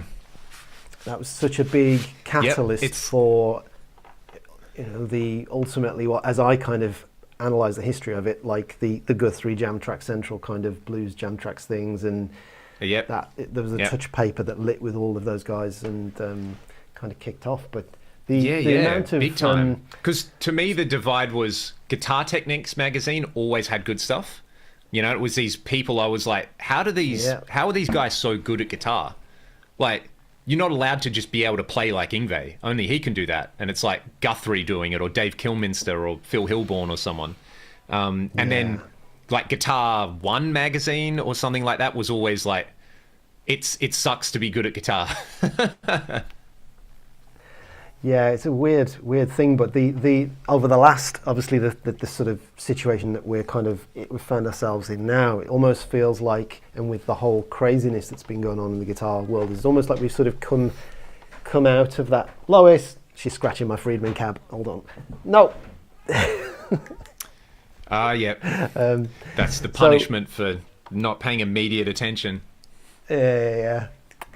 That's it. Settle down. So it was it's almost like we've sort of come out of that sort of genuine aspirational side of wanting to be able to learn to do the thing, and there's so much more of the trappings of or perceived trappings of benefits or successes that you can get from doing the thing that's become the reason that, you know, or it feels like that's somewhat of the need to sort of shortcut and circumvent the actual work process, or the kind of, and I think that part of this conversation is just wanting to like just put the reality of just how many hundreds and thousands of hours, like even if you happen to be lucky enough to be naturally whatever sort of have an aptitude for something, the amount of like the sort of the at the coalface like hours that, you know, sort of people put into this is so variable, but it's like it's a lot, you know, it's so much. And I just wondered if there was ever in a moment for you in amongst all those, you know, you must have had a guitar in your hands for like, you know, tens of thousands of hours now through over the last 30 years, and it's like all of that is cumulatively working towards, you know, wherever you currently are. But were there any points technically where you felt kind of like and maybe you can or can't remember this, but any points that you remember like something clicking, or any kind of advice you got that really made something clicked? Big time. So a couple for me were, I remember a family friend gave me Thin Lizzy Live and Dangerous, where it's funny now, like we're talking about this stuff, learning now that like, you know, 90% of the album was retracked in the studio, right? So it's crowd noise in a studio record, but it's still super vibey, and, you know, lots of the contrast. I think it's Brian Robertson and Scott Gorham on that album. The contrast between their playing styles, where like Robbo had the sort of aggressive feral thing where he wasn't super clean, but, you know, he's got a wah-wah pedal and an echo on, and he's like, you know, I can actually play guitar through this, so maybe I should do that. But, you know, it's like he's got, I always remember there's a song called Don't Believe a Word, and it's just like the start of the solo is just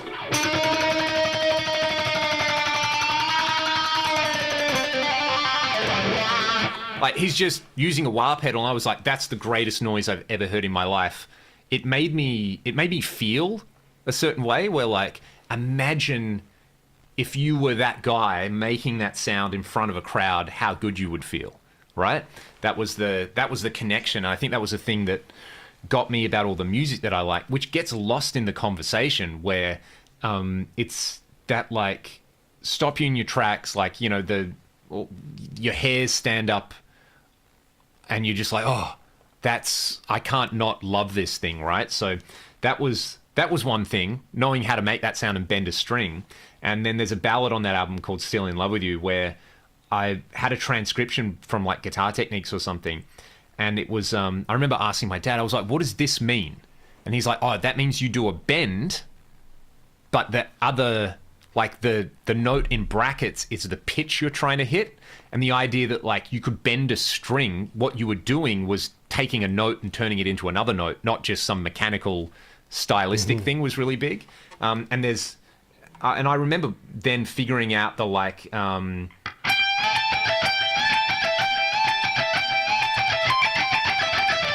know, there's the sort of Jimmy Page, Ace Frehley style lick where you bend and do a rapid fire thing.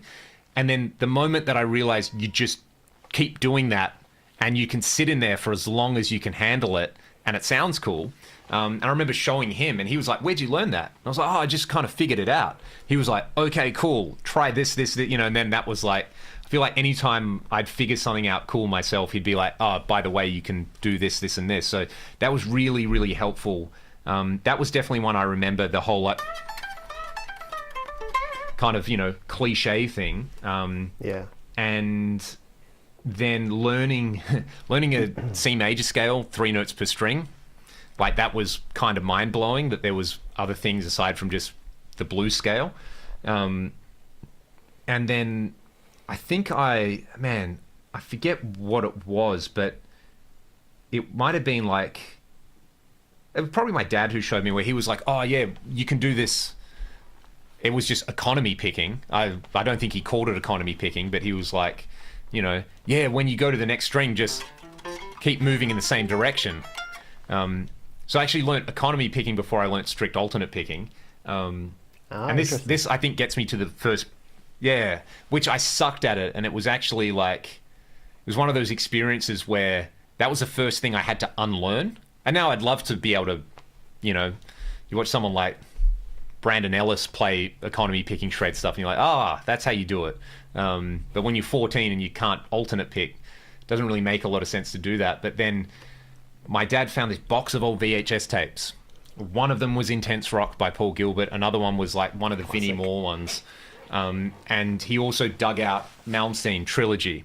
So I heard shred for the first time, right? It wasn't... And, you know, I'd heard, like, shredding. Like, I liked Gary Moore, who's... I still hear his stuff, and I'm like, my God, man, how do you play so fast with two fingers, right?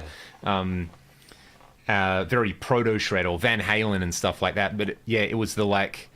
The Paul Gilbert, this...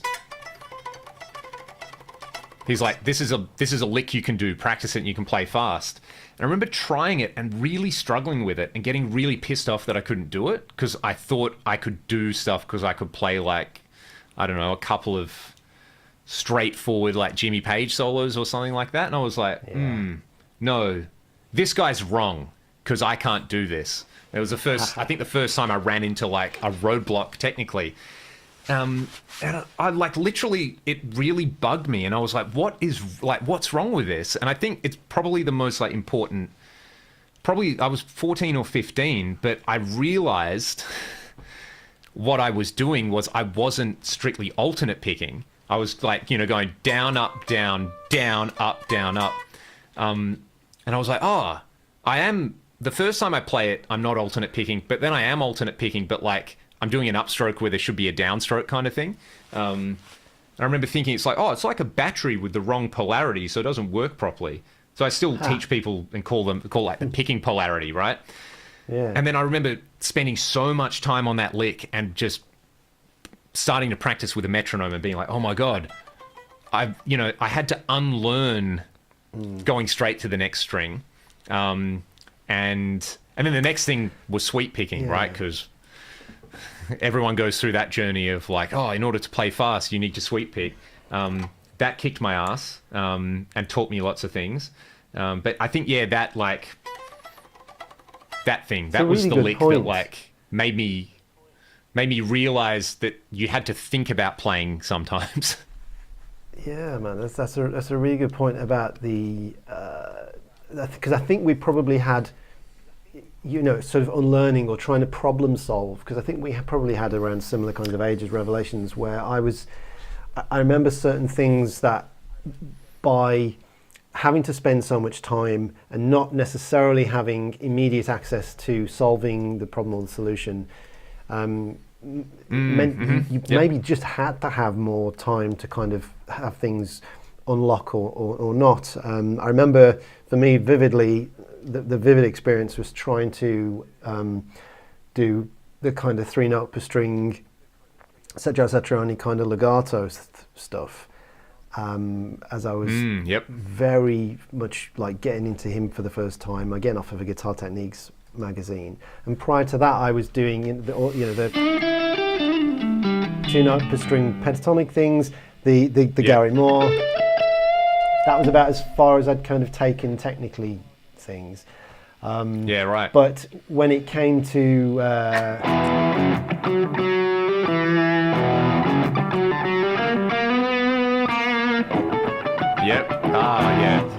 so that was the Hordes of Locusts Satriani thing, and then with the solo on that, I remember I'd never really thought about before the sort of like hand positions of things, and I remember sitting on my bed with my red Japanese Squire, and all of a sudden rather than my sort of hand being in this kind of position, I realized, just like playing a bar chord, that in order to do the kind of three-note per string legato thing, it had to the hand had to shift, and there was all of a sudden this like I vividly remember it, this kind of like breakthrough, this gear change, where it's like, well, that's the thing, that's the kind of stumbling block. And then when that shift had occurred, it was almost like there was this clarity, this breakthrough, and like the problem had been solved. But it was like probably like, well, it would have definitely have been hundreds of hours of like failing and trialing and erroring, and man, big time. It just things takes as long as they take, and they take different lengths of time for different people. But I think regardless of who I think you there's are, also like neurological stuff that happens with it, right? Like that's a part of it that is probably, I'm not aware of many people who are super advanced guitar players who also have a background in like, you know, and I'm sure there's probably some really great players who do this who are like casual players who have like careers as doctors or neurologists or stuff, where it's like the way we acquire information and the synergy between like the mind and the body is also really important. The one, now that you mention it, that I remember was learning, probably can't even play the lick anymore, but it's Megadeth Hangar 18. So what is it in D minor? Like maybe the second solo, there's this...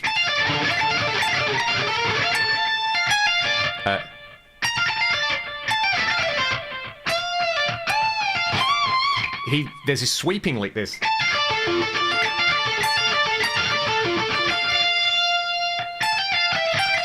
Yeah.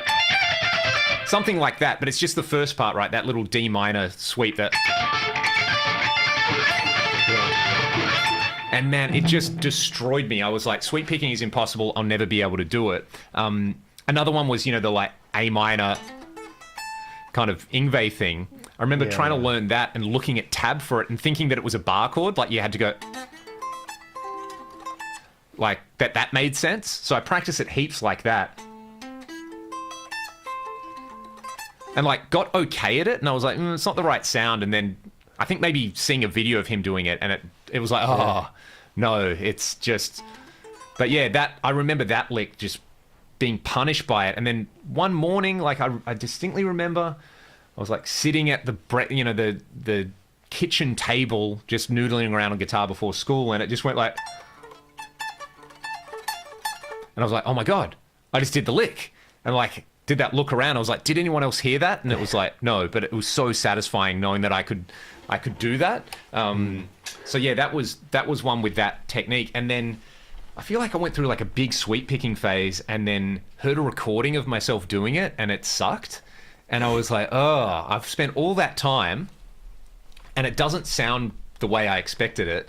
So I'm just not going to do it anymore. And yeah, it was a couple of years ago, I think first COVID lockdown. I might have been teaching someone and they wanted to learn something. And, you know, this is years, like 20 years later. And I was like, oh, the difficult part about this isn't the right hand. It's all the left hand finagling and like, it's, if you treat it like a legato technique, which I was, you know, from watching people like Tom and yourself and Cordy and, you know, this like the British legato mafia, being exposed to it on YouTube. There's so many ideas that, yeah, for me, it was only the like, I only ever considered it like a shortcut to do that like Joe Satriani, like pull off. I've heard people describe it as like a meowing sound, that sort of legato versus the more the Holdsworth, Garced fusion style thing where it's like, you know, it's just, it is a different thing, that sort of fusion legato thing. So I remember seeing that and being like, whoa, this is, you know, like a recent thing where you come around, you're like, wow, the penny dropped. Like, I understand why I haven't been able to do this for so many years and why I've kind of avoided it. So yeah, I feel like there's always, you know, always things like that around where it's just like, I know the penny will drop if I give it enough time, but I know it takes a lot of time. You have to, when you're 15, you've got like infinite free time to just stuff around with stuff. So, and you look back on it and you go, oh, I did nothing. Like I just like drank cordial and had Campbell's chunky soup and learnt to sweep pick. Cool. That's not hard. But the reality was, yeah, at the time I spent so much time doing it. So it can be frustrating where it's like, oh, cool, I'll try to like learn a jazz line. And I'm like, man, I've been working on this thing for like 6 months and it still doesn't feel part of me yet. Like, what's wrong with me? And it's like, well, you've probably realistically only spent about 10 hours total practicing it, which is nothing. The assimilation of the stuff and having it bed into your playing as well is a whole other thing as well. As one thing, just clicking and having the penny drop and then having it like become, it's just such a different different thing. But yeah, it's definitely something that where I've had various points of my life as well, where I've sort of had two big one major reset in my entire approach to the instrument, almost like it's a different person. And yeah, one of them was from a technical standpoint, not from a improvising or kind of knowledge perspective, but from a technical standpoint, was that idea of adopting a more learning to kind of be more rhythmically considerate with phrasing of legato, and that was a huge thing that enabled me to start to be able to improvise with it, because I think one of the things that always amazed me by players like Satriani and Vi and Eddie and then guys like yourself, because from that is like an ability to sort of improvise with the technique and I could never do that despite like learning the Sat stuff and the Vi stuff. I never was able to kind of like sort of parry that into any sort of relatively comfortable or confident improvisational technique. Whereas when I kind of discovered the more sort of fusion-y sort of like legato with like sort of time considerations and developing that kind of technique and the left hand, through Tom's course and stuff and that inspiration, and Brett and all those kind of Alan Hines and all those other kind of players that kind of elucidate the time and the subdivisions in the play. That was like real like massive. I mean, it took a lot of work and a lot of again, we're talking like thousands of hours in terms of working to sort of work on it, but there was a pathway there in terms of me seeing like, no, I think I can be able to actually improvise with this stuff, and it was a very in a way that I could never do so with the more sort of 80s style kind of legato, which I absolutely still love. It's like not like I don't see them as one as sort of better or worse. It's just pure. I love them equally. It's just that I can sort of recreate the stuff with the sort of more textural legato if I'm copying them, but I can't sort of like improvise with it. Whereas I think if I'm playing with more defined subdivisions, I find that I can sort of be a bit more improvise with it. Which was a big reset in my kind of playing. The next thing, we were talking about the breakthroughs. I think it's like when I started practicing with a metronome to try to get good at the Gilbert stuff mostly. I did the thing of like, okay, cool. Well, I'll put the metronome at 200. Click, click, click, click, click, click, click, click, click, click, click, click, click, click, click. I'll put it at 250, and like I just had a Zoom 707 that I figured out how to use a metronome in it, so that's what I practiced with on headphones. And it got to like 250, and then it ran out, and I was like, I want to be able to play this kind of thing. And it was like, I can't remember where I read it, but I don't think it organically occurred to me, but it was I read somewhere, it's like, how many notes per click you do. And I was like, this thing, as you said, it's like it's rhythmic. It's got to be in time. So it's not just about playing really fast. The other thing, I want to say I was maybe 15 or 16 when this happened. This was probably the most important revelation in my life. I didn't realize that singers were singing musical notes. I thought you could either sing or you couldn't. So like if I listened to Dio or Rob Halford, that they've just got cool voices, and the words are important, and the sounds they make with their mouth, but I didn't realize it was a pitch. I didn't realize it was the same as guitar. Like an insane thing when you're like, I had some experience playing music at that stage, right? Like I had done concerts at school at this stage. Like, and then it was like, they play notes, so I could play those notes on the guitar. So when someone says the guitar really sings, it's a literal thing. And chord and voice leading, it all has to do with like vocal music. That was probably the most important thing for me, where it wasn't just like operating the guitar. It's like, okay. So yeah, trying to then make, I'm still an absolutely horrendous, unreliable singer. But just sitting there and being able to like sing something and then play it. And then play a little bit of a scale and then try to pitch it and those kind of things was really, that opened up my ears. And then I remember my dad bought what was it called? Tascam made it. You might have had one of these. It was red. You could put a CD in it and it had guitar effects in it.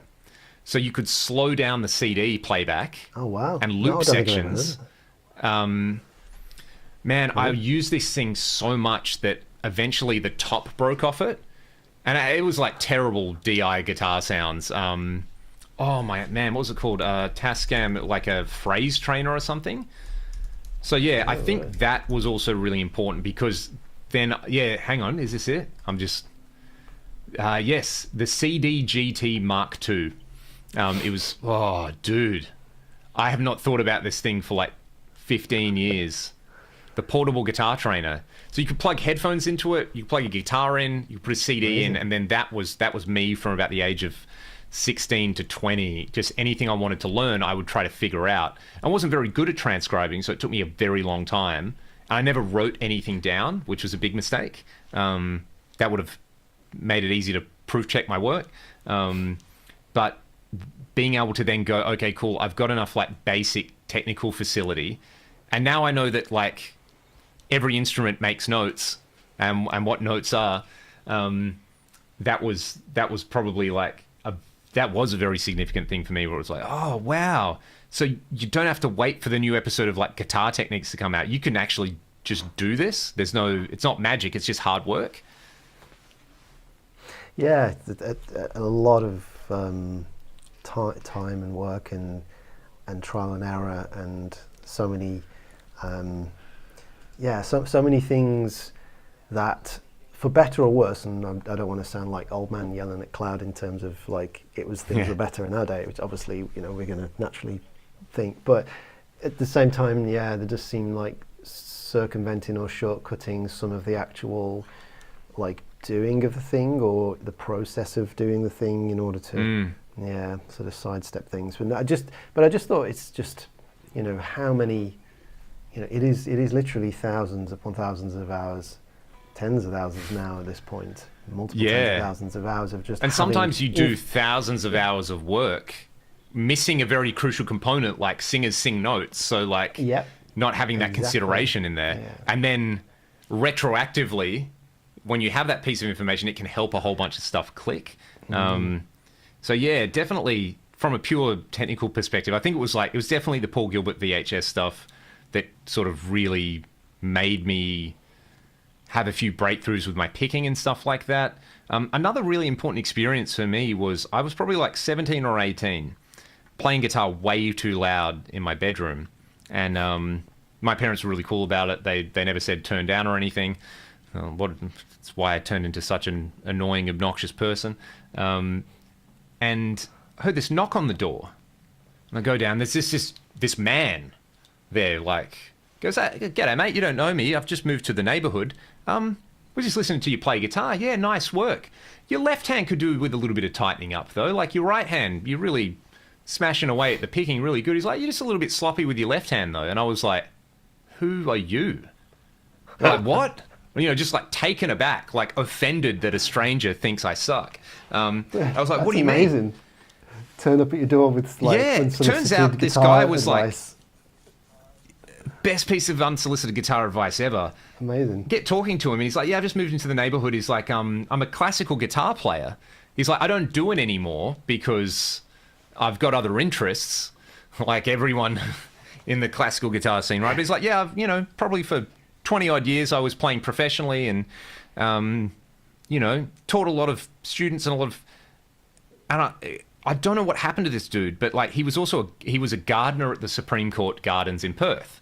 And I was like, yeah, whatever, wacky old dude living in the suburb. And I remember then walking through the Supreme Court Gardens, seeing him in there.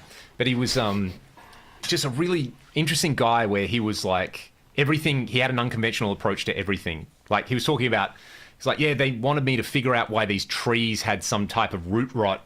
And I was like, "I need 72 of these particular brand of nails." And he's nailing them into the tree. And they were like, "Why are you doing this?" He's like, "The nails have zinc in them, and the tree has a zinc deficiency. But if you put zinc on the roots, it will burn them. So you need to nail it, like, yeah, stuff like that, right? Where I was like, this guy's far out, this is awesome. And I'd run into him every now and then, but yeah, I just remember absolutely being like, okay, you seem like a legit dude, so just smashing all the, like, you know, every combination of every finger, I just like went legato mad for about 3 months. And I heard a knock on the door one day. He's like, yeah, much better. This is good. And I was like, great. Gratification from a stranger. So, friendly yeah, neighborhood. That's another one living in the friendly memory bank. neighborhood guitar teacher. Like, yeah. And then, I mean, this is all like lead guitar focused stuff as well, right? Yeah. It wasn't until I started playing in bands that I realized I just like sucked at playing rhythm guitar, and that like life is playing rhythm guitar, and sometimes you get to play a solo. So true. Yeah, very, very true. Yeah, and then just how do you get good at that? Well, I think my solution was just to play along to AC/DC records and like turn one speaker off so you can just hear like the rhythm guitar, which I recommend to a lot of people because Angus is so great, and he's a great rhythm guitar player as well and a great lead player. But yeah, obviously the Malcolm Young thing for rock playing, and that was around the time.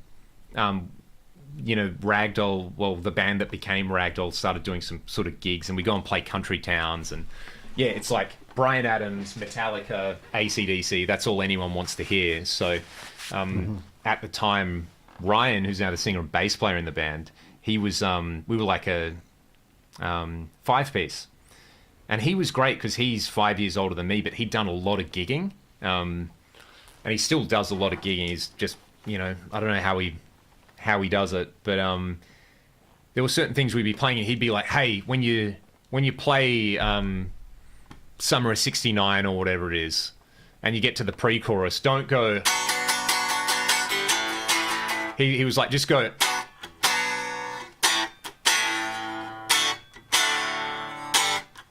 He was like, think of it like an AC/DC song, because you're playing in a pub. Just keep it like that, or, you know. So I was like, okay. And I'd play it and be like, wow, this works so much better. So I think I was just like constantly trying to be a very busy player. Like, if there's 16th notes, I need to play all of them. So yeah, learning that economy was really important, especially with rhythm playing, and realizing that like in a rock band, like phase locking with the kick drum is important, and with the bass player, and like stuff that, you know, if you came up through school now, they'd be like the first things you teach an ensemble, right? You're like, guys, we're not even going to play. We're just going to like clap the accents together and understand that. Then we'll play things like that. So, yeah. Yeah, it's the journey of like you start to learn and things reveal themselves to you, don't you? Where you can spend so much time on one thing and then realize, oh, there's actually a whole other world of stuff I need to, you know, to take into account and consideration as well. And definitely the realization that actually like playing guitar is mostly going to be playing, like getting very good rhythm and comping and that sort of thing. And maybe if you're a good boy, you'll get to take a solo. Yeah, I think it's an interesting thing though, because once you see this thrown around a lot about like the guitar community, and the online guitar community is a different animal. It's this like, I don't know, it's not like the actual in real life guitar community, right? Where one of my other hobbies is just reading history, right? And there was this analogy I heard on has my camera dropped out? I think it has. Possibly lost you. Why has it done that? Visually, I can hear you. Okay, it should come back. Camera has said it's. I might just. Have you tried turning it off and on again? Let's do that one. Okay, I'm going to do this. Sorry, mate. No worries at all. Maybe the universe. I should be back in a second. To shut up. But yeah, it was a long story short. It was about like blacksmithing in the ancient world, and how, you know, some researchers had done a bunch of things where they were looking at like the people who were blacksmiths and how their genetic data was. You had people from all over the world in pre-modern times, blacksmithing in the same place and how that would have worked. And they basically said that it was like, if you're a blacksmith and you walked into a smithy with other blacksmiths, they would immediately know that you either knew how to do the gig or not. Like, you couldn't have you couldn't have like an Instagram page where you were pretending to be a blacksmith and then get gigs that way. It was just like you had to do the thing, right? And guitar is still like that. Like if you're going out and playing in the real world, right? You have to be able to do the thing, and if you can't, that's something that is immediately apparent. Like, and then if you can do the thing, then you end up with like a peer group. Like you inevitably meet other people doing the same thing, where you end up with like a self-reinforcing. Most of the time it's a really good thing. Sometimes you get the gatekeepery kind of crap, but I think most of the time, especially with musicians, we're generally like, relatively in touch with our inner selves and open to new experiences. Most of the time, there is that thing where it's like, as you said, there are standards which aren't always verbally communicated, put it that way, where it's like, when you do this gig, hey, heads up, do this thing and you'll keep the client or the band leader or whoever it is happy. And that's what I really enjoy about, like I said, doing the cabaret thing. I'd never done that, so I was a little bit apprehensive of like, oh man, part of the gig is doing like a little bit of jazz, which I don't do. And then once you get in a room with people, it's like, okay, what are we going to do? And you talk to the band leader or something like, play something like this. If you just do this, it's fine. Or you've got this license to do something else. But if you are a bit uncomfortable with it, just play this part, and over a season, you'll become more comfortable with it. So that's been a really nice thing. But cool. The thing that I like about that is it's like, you've got the responsible thing, which is like if I'm playing a style that maybe I've not played a lot before, like if it's a jazzy thing or it's a more ambient thing where it's really not about the guitar, it's almost like when you do just go and play a rock song, it's like, I don't know, there's that extra little bit of like, cool, this is my native environment. I feel like I've become better at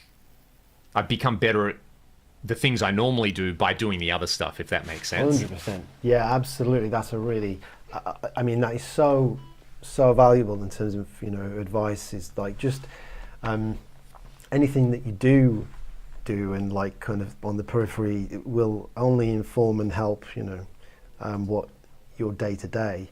I definitely found that narrowing the obsession helped me a lot in my 30s, in terms of like narrowing, practicing on terms of like really focus, but still, having the kind of, I referred to it on the podcast, I've referred to it many times as this idea of a core minimal skill set of, many things musically and guitar wise, having those 100%. Things that will like sort of percolate and influence, and when you do dip in and pick things up, it can only ever enhance what your day-to-day sort of thing is. Yes, that is a very good way of describing it. On your side, can you? Have we not come back? It's saying my webcam is connected, but shame. Okay. No worries. Okay, yeah. It's it's like my webcam is on. Maybe it's a connection thing. Okay, yeah. Maybe it's but I'm not quite. I'm sure just how frozen to, with a very curious, comical face. It's actually could be worse. It could be a lot. It could be a lot worse face freeze, but I'm gonna use that phrase of core minimal skill set a lot now. That's like that communicates the idea so absolutely. well. I think the where that came from was this idea of like jamming with other guitar players. Like when I first started doing duo jams with the guitar players, I was jamming with like Dan and Tom and those guys maybe sort of like 10 years ago, and I never really just done that before, like jammed, and it was this like in our kind of like circles, there's an idea of like what jamming means, But then to someone Yeah. else, it could be like I might jam with someone else who's from another kind of musical kind of background, and it could mean like, jamming with another guitarist could mean sticking on backing tracks and doing that, as opposed to just sitting down and just playing music, just two guitars. So, like, and those two things in terms of having a jam, like in that, the core skill sets involved there can be quite, varied just in and of itself. And then if you take like style or into account, it just came up to mind that there's a certain, to think about some of the sort of minimal skills that are essential to any given sort of endeavor or style or scenario that you might be in, and to try to be prepared for that in a sense, and to be able to communicate what that might be to the other person or that you might be playing with. So I think it's a useful thing to, Yeah, Jason, I think the thing that exactly. I think the thing that I used to get in my head a lot is that I guess maybe am I about to describe imposter syndrome, that I'd get booked for a gig, I'd learn the material, it would be fine, but like all the other people on the gig would be like, oh, this is just like fundamentally bad, like you just don't get it, sort of thing. And I've been lucky where like most of the gigs I've done, if I'm not doing the appropriate thing, that the people are really cool and they're like, oh, hey, try this instead, like, which I've probably been really fortunate with. But most of the time it's like, as you said, there's that like minimal set of skills that everyone does know, where you're just like, okay, cool. I feel like most of the time, like a lot of the gigs I do now are either like, we'll do the Ragdoll original thing where it's like, cool, see you guys 2 hours before the gig so we can eat a burger and hang out and actually catch up with each other while everyone's living their busy lives. And then what songs are we going to play? And they're like, Leon, you just call them, whatever, surprise us. And then it's really fun, because it's songs you've written together, and it's very much about that particular moment in time. And if someone's at the gig who we haven't seen for a while, and they request a song, we'll play that song, or we won't play something. And you just try to do that. Or doing the cabaret thing is very much like, you've got a long leash, but there are hard boundaries on certain things. Like, don't make this about yourself. And then a lot of just like duo gigs where it's like live looping acoustic guitar while people are sitting around like trying to enjoy a beer and like, a chicken schnitzel on a Sunday. So, you're sitting there playing like, great band. It's like, how many songs do we know? Yeah. It's like, how many songs do we know that fit over like a 1-5-4-5? Like, let's see. And it almost becomes this like jam sort of thing. But you've also got to like not let the audience know that you're jamming, that it feels really intentional. So that's kind of a cool. You're not allowed to stop and make a joke about something. Yeah, that's on the 1-4-5 thing is interesting. I remember that's a good example actually of this, of like sort of the communal etiquette or communication of like the things we take for granted. Yeah, yep.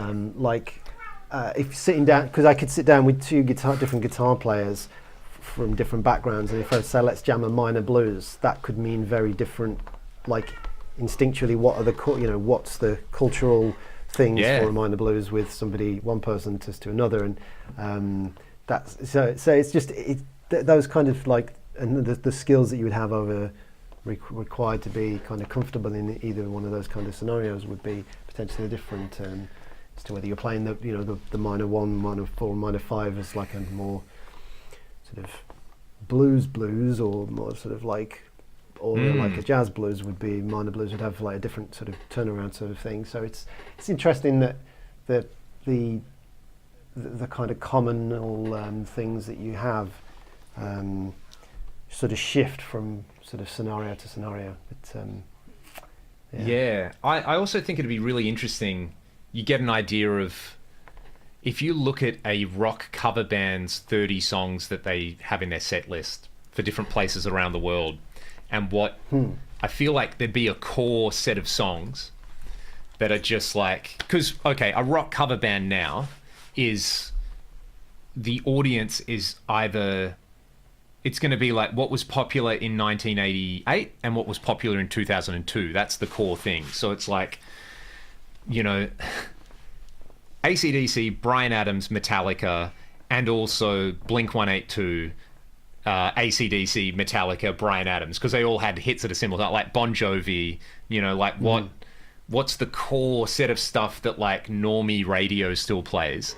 And then then you have a bunch of like regional stuff where it's like stuff that was only big in Australia, stuff that was only big in Western Australia, stuff that was only big in Perth would fill out the rest of the set. I feel like everywhere else in the world has that kind of thing. Like if you saw a cover band in Nashville or a cover band in Dallas, they'd have a slightly overlapping but distinct rep. Yeah, that is. I mean, the canon of like things change. I was talking about this with somebody the other night, actually. Just in terms of like wedding bands and things, and throughout different places and things and eras. But yeah, it's yeah, there's definitely an overlap. I'm sure there will be an overlap, but yeah, the differences as well. Absolutely, man. I think I'm just wondering, like, because I can't seem to go out. I've been trying, but I can't get your camera back. So I'm wondering if maybe we, if I let you get to bed, and we wind things down, all good. I'm more than happy to do this another time and pick it up, because there was some really interesting concepts. Like I said, also just for me, like I am fundamentally interested in learning stuff, but also like the education side of things, I think is really, really important. And the way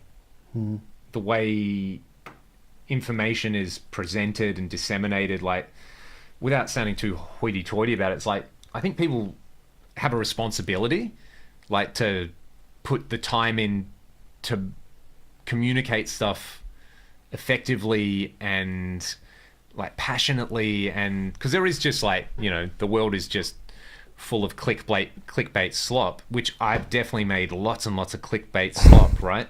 Because you want people to click on the videos and get curious about it. But yeah, the nutrient rich stuff, I think is I really hope it never goes away. It always feels like there's going to be a couple of bastions and some holdouts for communicating this stuff well. So I really, you know, I appreciate that you're trying to have these conversations where it's like, yeah, how do you approach it from a, like, you have this conversation and then maybe, I don't know, tomorrow I want to get up and make a particular type of video and get excited about it, rather than just be like, oh, what's the point? Because, you know, the robots are coming for us all.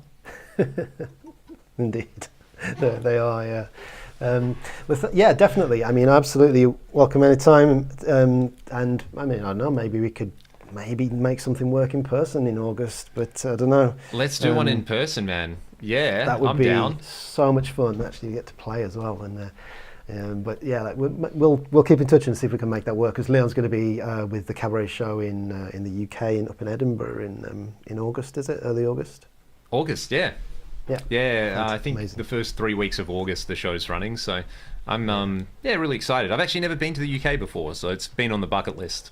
Oh, fantastic. Yeah, definitely, man. We'll have to get some hangs. But likewise, I mean, I'm doing this every week. I've managed to do like 14 weeks of this now, live stream every week. For me, as a consistency, that's the best as I've gotten. So I'm going to definitely keep it going, and try and bring people on like this every other week, or I don't know, whenever I can kind of schedule things. So you're always welcome back any time. And thanks so much for chatting and sharing some of that information. And where can people, I'll link all of this, but yeah, I mean, is there anywhere you'd like to point anyone to in terms of your warez or anything? You can find me on YouTube as Leon Todd with 2 Ds. If you're interested in hearing some of the music I make, ragdollrock.bandcamp.com is a good place to go, because we get the biggest revenue split out of that. I'm on Instagram and all the social platforms, so don't be afraid to, if you have questions about stuff or anything you want to know, just write to me. I love keeping in touch with people. Yes, someone's just, Jonathan, the robots are coming for us. They start by disabling your camera. They start by disabling your camera. Ah, yes. Yeah, well, That's a Cordy sign of the didn't pop times, it. isn't it? Surprised All Cordy right, didn't Beebs, pop in. you're a good man. Thanks for having me. Yeah, thanks, man. And I'll link all of those things that Leon mentions should be linked in the description of the video. If I've forgotten to do that or they're not there, I will edit them in afterwards. But yeah, thanks, dude. Really nice to catch up. And yeah, Pleasure, mate. enjoy the rest of your evening. Peace. Cheers, dude. Bye.